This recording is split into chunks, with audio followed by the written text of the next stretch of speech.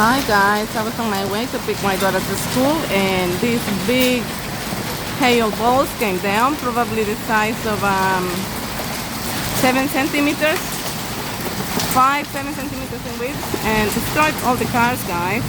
Destroyed my windows, car windows, and the glass, hit us in the legs, so my daughter is bleeding from the leg, and now we have to check ourselves and we can't get out. We're stuck at the petrol station with all the other cars.